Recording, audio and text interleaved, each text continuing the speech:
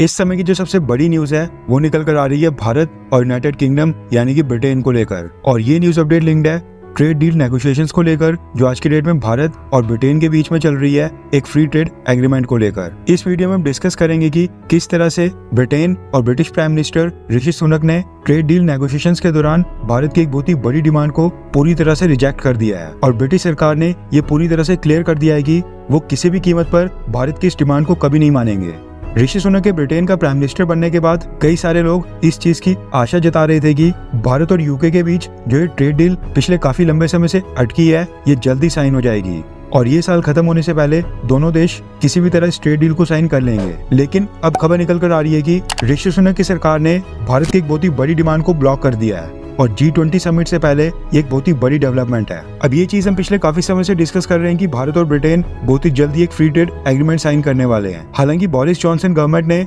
इस free trade agreement की deadline पिछले साल दिवाली तक रखी थी, लेकिन उनके प्रधानमंत्री पद से हटने के बाद ब्रिटेन की इंटरनल पॉलिटिक्स में वहाँ पर कई सारी डेवलपमेंट्स हुई और यूके में कई हफ्तों तक चले इलेक्शन कैंपेन के बाद वहाँ पर एक नई प्राइम मिनिस्टर लिज ट्रस आई थी। उसके बाद ब्रिटेन के अंदर वहाँ पर क्वीन एलिजाबेथ II भगवान को प्यारी हो गई थी, जिसके बाद ब्रिटेन कई हफ्तों तक उनके सम्मान में राजकीय शोक मना रहा था। फिर उसके बाद लिज ट्रस ब्रिटेन के अंदर प्रधानमंत्री पद से हट गई और उनके बाद अब भारतीय मूल के ऋषि सुनक ब्रिटेन के प्राइम मिनिस्टर बन गए हैं। अब इस वजह से दोनों देशों के बीच ये जो ट्रेड डील को लेकर नेगोशिएशंस हो रही थी इसके कई सारे महीने वेस्ट हो गए हैं, क्योंकि ब्रिटेन में अब तक पिछले 1.5-2 साल के अंदर वहाँ पर 3 प्राइम मिनिस्टर आ चुके हैं और तीनों प्राइम मिनिस्टर इस ट्रेड डील को अपने खुद के अकॉर्डिंग और अपनी शर्तों के ऊपर साइन करना चाहते हैं। और जिस स्पीड में भारत और ब्रिटेन के बीच अभी इस समय इस ट्रेड डील को लेकर नेगोशिएशन चल रही है उसको देखकर तो ये बिल्कुल नहीं लगता है कि ये ट्रेड डील इस साल दिवाली तक साइन हो पाएगी, क्योंकि दिवाली को भी अब बस 2 महीने बाकी हैं। लेकिन अब जो ब्रिटेन की सरकार की तरफ से डेवलपमेंट सामने निकल कर आ रही है वो अपने आप में काफी हैरान कर देने वाली है,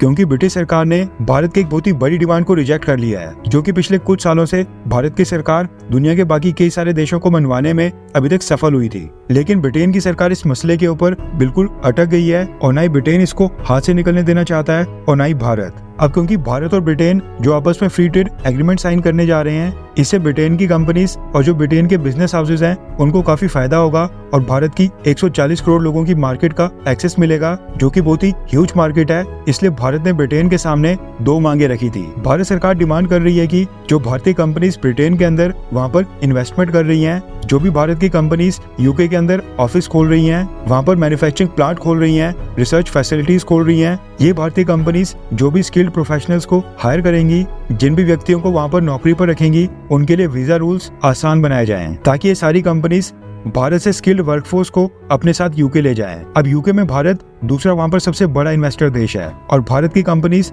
जो वहाँ पर इन्वेस्ट कर रही थी उनकी शिकायत थी कि यूके में उनको स्किल्ड प्रोफेशनल्स वहाँ पर मिलते ही नहीं है और यूके के वीजा रूल्स इतने स्ट्रिक्ट हैं कि वो भारत या फिर दूसरे किसी देश से स्किल्ड प्रोफेशनल्स को हायर नहीं कर पाते हैं। ऐसे में भारत सरकार ने ये डिमांड ब्रिटेन के साथ फ्री ट्रेड एग्रीमेंट की नेगोशिएशन में डाल दी और कहा कि जो भी भारत की कंपनीज ब्रिटेन के अंदर वहाँ पर एक्टिव हैं उनको हायरिंग में दिक्कत नहीं आनी चाहिए, इसलिए वीजा नियमों में जो भी सख्ती है उसको उनके लिए कम किया जाए। इसके साथ ही दूसरी डिमांड भारत की सरकार ने ये रखी कि ब्रिटेन की सरकार भारत के लिए स्टूडेंट और वर्क वीजा की संख्या को और भी बढ़ाए और जो भी भारत के स्टूडेंट्स यूके में स्टडी के लिए जाते हैं, स्टडी के बाद उनको वहाँ पर एक लॉन्ग टर्म वर्क ऑप्शन दिया जाए, यानी स्टडी के बाद उनको वर्क वीजा वहाँ पर आसानी से मिले। अब ये दोनों डिमांड भारत की सरकार ने ब्रिटेन की सरकार के सामने रखी थी और अब खबर निकल कर आ रही है कि ब्रिटेन की सरकार ने भारत सरकार की ये दोनों डिमांड्स पूरी तरह से रिजेक्ट कर दिया है और ये दोनों मानने से इनकार कर दिया है। रेफरेंस के लिए आपकी स्क्रीन के ऊपर द इकोनॉमिक टाइम्स के आर्टिकल का स्क्रीनशॉट है, जिसके मुताबिक ब्रिटेन ने भारत को साफ कर दिया है कि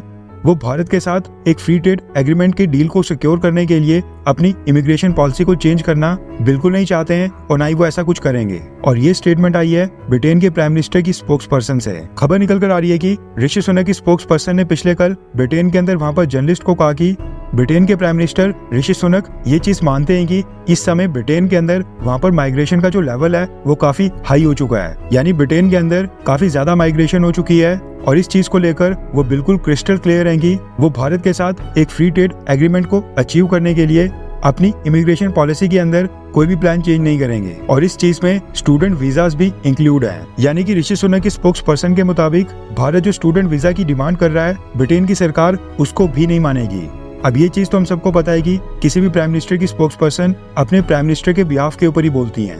और उन्होंने पिछले कल ये पूरी तरह से जर्नलिस्ट को कन्वे कर दिया है कि ब्रिटेन के प्राइम मिनिस्टर ऋषि सुनक भारत के जो स्टूडेंट वीजा की डिमांड है उसको लेकर क्या सोचते हैं और इस पूरे मुद्दे के ऊपर उनकी क्या राय है। अब ऐसा नहीं है कि इस तरह की स्टेटमेंट ऋषि सुनक की स्पोक्स पर्सन की तरफ से ही आई हो, बल्कि भारत आने से पहले इसी वीकेंड के ऊपर उन्होंने ब्रिटेन में एक स्टेटमेंट दी थी जिसमें उन्होंने कहा था कि वो भारत के साथ एक ऐसे फ्री ट्रेड एग्रीमेंट के ऊपर ही राजी होंगे जो पूरे ब्रिटेन के लिए काम करता हो। और उनसे पहले ब्रिटेन की जो ट्रेड मिनिस्टर हैं कैमी बैंडिनोच, उन्होंने भी एक स्टेटमेंट जारी की थी जिसमें उन्होंने कहा था कि फ्री ट्रेड एग्रीमेंट को लेकर जो भारत के साथ ट्रेड टॉक्स चल रही हैं उसमें ब्रिटेन की सरकार भारत के साथ टेम्परेरी बेसिस के ऊपर कुछ बिजनेस वीजास को डिस्कस कर सकता है और ये डिमांड मान सकता है, लेकिन ब्रिटेन की जो लेबर मार्केट है उसको इंडियन वर्कर्स के लिए बिल्कुल नहीं खोल सकते हैं। इसके अलावा आपको पता होगा कि जो ब्रिटेन की इंटीरियर मिनिस्टर सुएला ब्रावर्मैन है, पिछले साल उन्होंने भारत से आने वाले माइग्रेंट्स के ऊपर कुछ कमेंट किया था, जिसके बाद भारत और ब्रिटेन के बीच एक कंट्रोवर्सी स्टार्ट हो गई थी, क्योंकि उन्होंने आरोप लगाया था कि भारत से जो भी माइग्रेंट्स ब्रिटेन आते हैं वो वहां पर वीजा को ओवरस्टे करते हैं और वीजा खत्म होने के बाद भी वहां पर रहते हैं। दरअसल इस पूरे मसले में ब्रिटेन की सरकार वीजा के मुद्दे को फ्री ट्रेड एग्रीमेंट से बाहर रखना चाहती है, लेकिन अपनी वीजा डिमांड्स को मनवाने का भारत की सरकार के पास इस तरह का मौका दोबारा कभी नहीं आएगा। इसके अलावा ऋषि सुनक ने भी ब्रिटेन के अंदर सुएला ब्रावर्मैन को वापस से होम मिनिस्टर पद दे दिया है और सुएला ब्रावर्मैन भारत से जाने वाले इमिग्रेंट्स के ऊपर कई सारे रेसिस्ट अटैक पहले ही कर चुकी हैं। ऐसे में देखना ही होगा कि क्या मोदी सरकार अपनी ये दोनों डिमांड्स ड्रॉप करती है या फिर ऋषि सुनक की सरकार भारत की दोनों डिमांड्स मान लेती है। वैसे आपको क्या लगता है कि ब्रिटेन में एक भारतीय मूल का प्राइम मिनिस्टर होने से भारत को क्या फायदा होगा या फिर नुकसान? नीचे कमेंट करके अपनी राय जरूर बताएं।